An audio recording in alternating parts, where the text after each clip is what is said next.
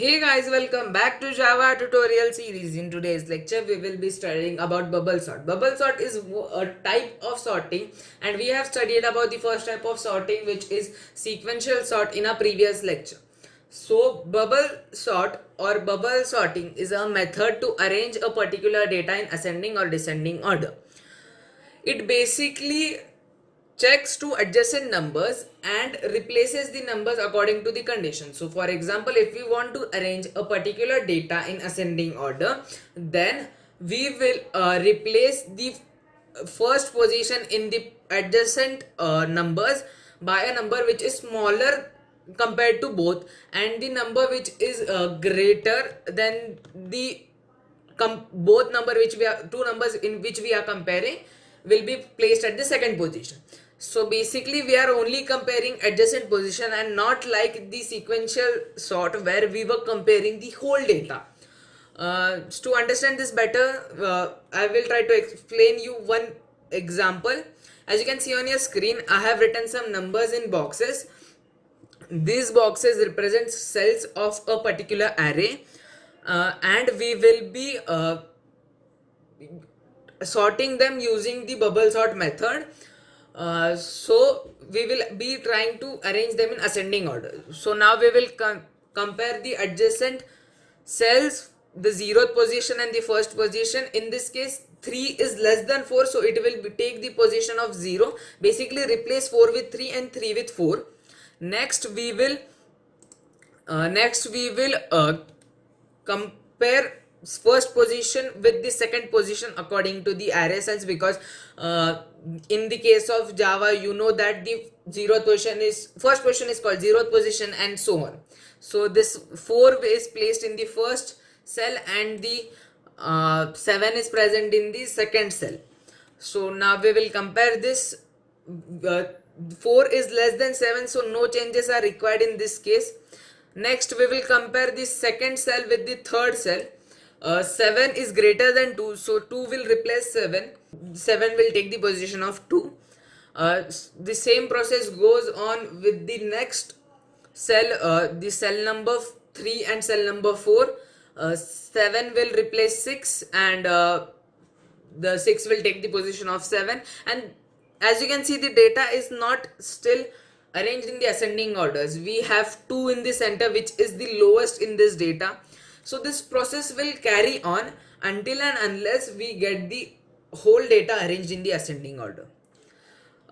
So this is the way in which bubble sorting works in Java programming. Now we will try to understand how we can write the programs of bubble sort in Beluga. Basically, how we will write the program in case of bubble sort. To understand this, I have written the program which is present in the in your books. This program is of bubble sort, in which we will accept the numbers from the user and try to arrange them in descending order with the help of bubble sorting technique. So basically we will start with the header files java.util. Then we will declare the class. In this case it is program, then public static void main string args. Then we will declare the scanner class. Now we will declare 3 integers: integer I, integer j, and integer t. Next we will declare a array integer m, which has a capacity of 10 integers. Next we will run a for loop. Now we will run a for loop for 10 times, so that the numbers are stored in 10 different cells, and we need not write the same output statement and same input statement for 10 times, so we are using the for loop. I have explained this in my previous lecture, which was sequential sort. Now the main program starts. We have accepted the data from the user. Now we will try to compare the data. Now again we will run a for loop, in which we will run a loop for 9 times along with the increment.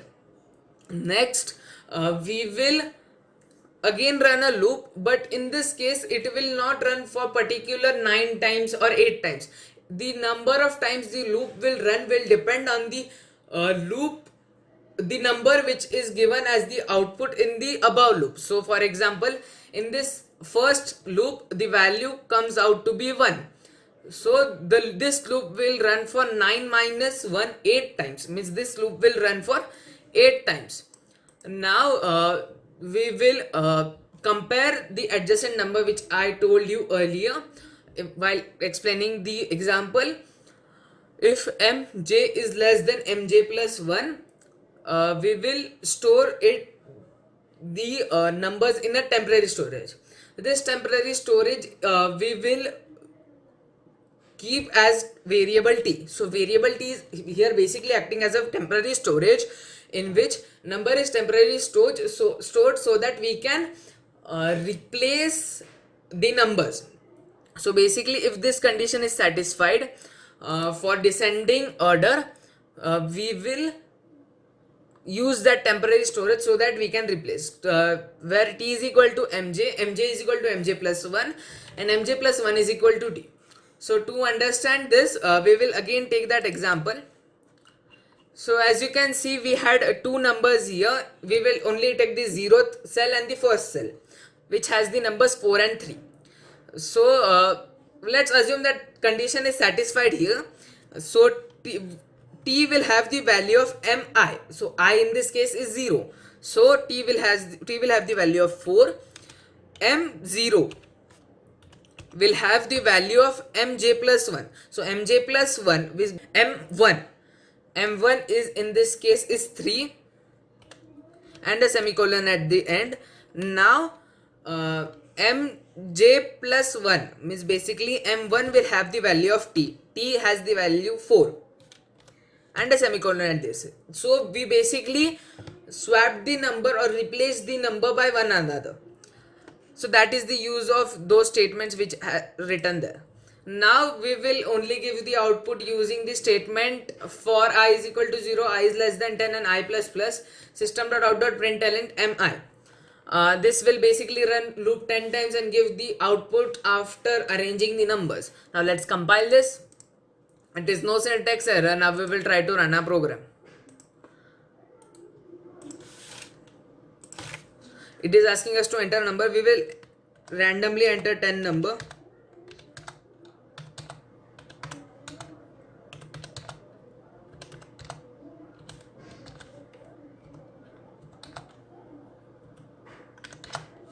See, the system has arranged it in descending order. The highest number at the first position 96, then 78, 58, 56, 47, 23, 17, 14, 6, 2 and the program got terminated at that point. So this is the way in which we write the bubble sorting program. So that's it for today. Thank you for watching the video. If you have any sorts of doubt, you can ask me in comment section below. Thank you.